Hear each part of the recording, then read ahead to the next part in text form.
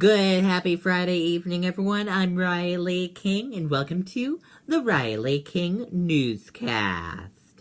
Let's get started. Lawsuit claims prep school parents supported graduate accused of assault. Let's take a listen to this video from WMUR News 9.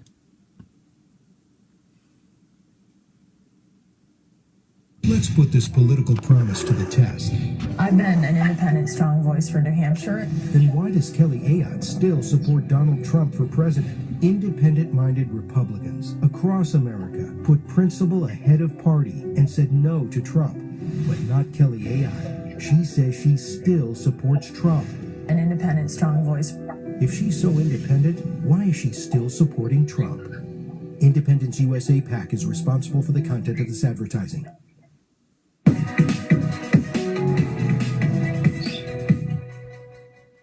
Wealthy St. Paul's parents fundraising to pay Owen LeBree's legal bills. That claim among those made in federal court documents by attorneys representing the family of a former student who accused LeBree of sexual assault. LeBree was convicted last year of a felony charge of prohibited use of a computer and misdemeanor charges of sexual assault and endangering the welfare of a child. He was acquitted of felonious sexual assault. The girl's parents filed suit against the school, claiming the assault was a direct result of St. Paul's permitting and condoning the tradition of the senior salute, a competition among upperclassmen to see who can be with the most girls before graduation. The filings include a letter from a St. Paul's parent who writes that he has pledged $10,000 towards the $100,000 that is required to secure LeBree's legal counsel. Joshua Abram asks other parents to all give. We can be united in the bedrock principle that Owen has the right to his day in court with a proper defense. The girl's attorney says St. Paul's knew this was going on and did nothing to stop it, and points out no one at the school undertook the slightest effort to raise a penny for LeBree's victim, also a former student.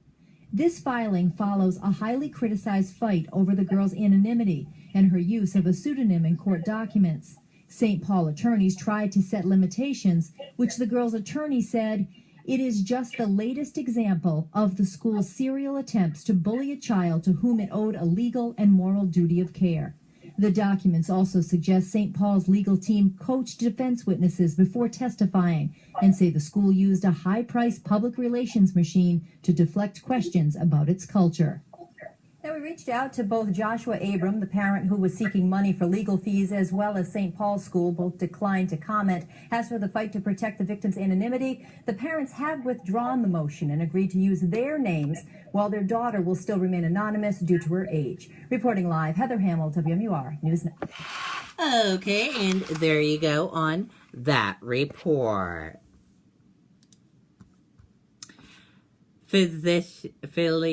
Physiologist sentenced to prison for sexually assaulting boy. Let's take a listen to this video from WMUR News 9.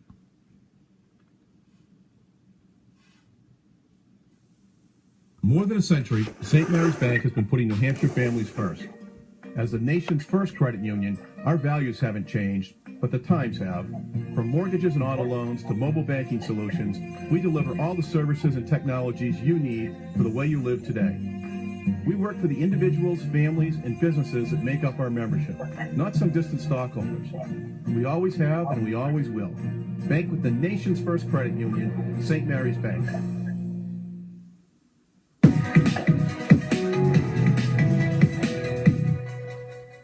56-year-old Dr. Fouad Afshar walked into Superior Court Friday in Concord in an orange jumpsuit and shackles. He was convicted in June for sexually assaulting a 12-year-old boy during a therapy session in Concord. My little brother is a victim. He was abused and victimized while under the care of a professional.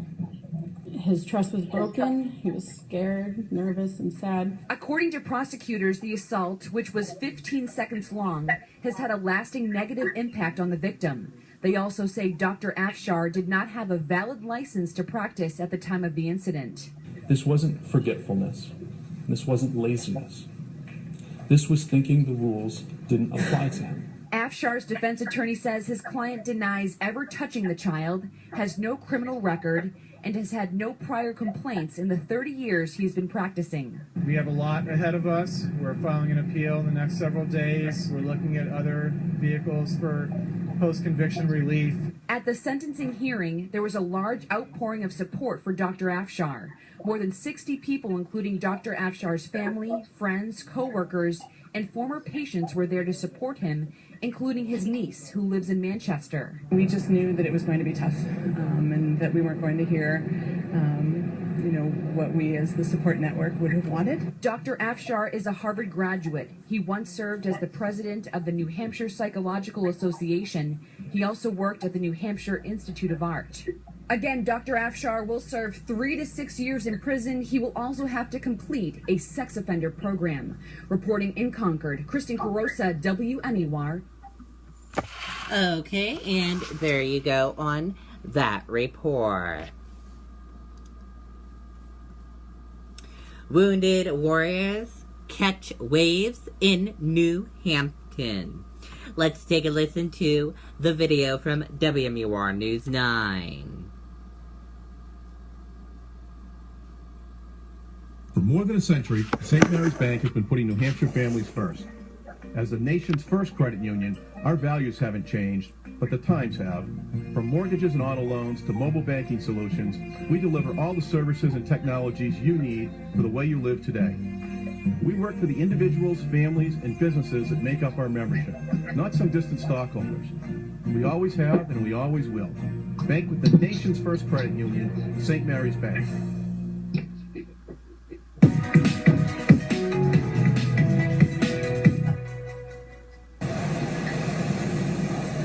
Once a summer, wounded warriors from all over arrived to a community of volunteers on the beach in Northampton, ready to help them and their families surf. Oh, it's fantastic. Fantastic. I mean, if I can do this, then I can do anything. Over 70 signed up this year, wounded warriors from Vietnam to the current global war on terrorism. I think Jerry, the Army vet with that's a double amputee, he's the oldest one here, Vietnam.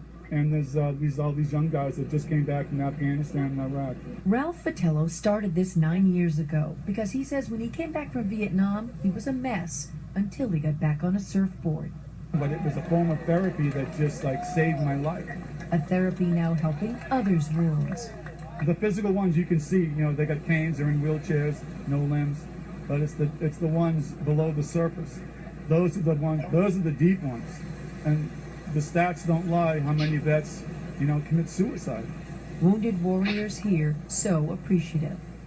I went to Iraq for a year and a half.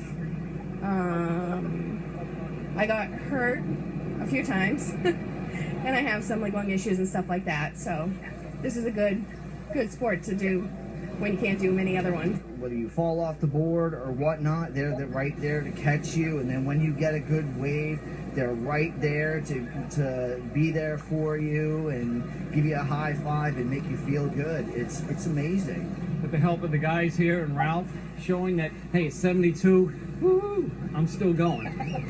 In Northampton, Jennifer Crompton, WMUR News 9. Okay, and there you go on that report. Go Topless Day at Hampton Beach is Sunday. New Hampshire police aren't expecting trouble. Expecting the event to be like any other day at the beach. Police have no plans to increase staffing for the Go Topless Day on Sunday. Supporters of Free the Nipple movement and effort to legislate and normalize women being topless in public appeared at Hampton Beach last year as well. Richard Sawyer, chief of police, said his officers plan to respect the topless women who show up for the event, as it is illegal for them to do so in New Hampshire, according to Seacoast Online. Sawyer said There was no need for extra police last year, even though some people were offended by the display.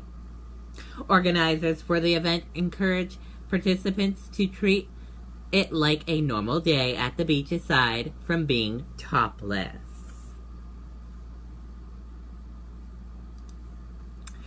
What Donald Trump and his campaign have said about immigration this week.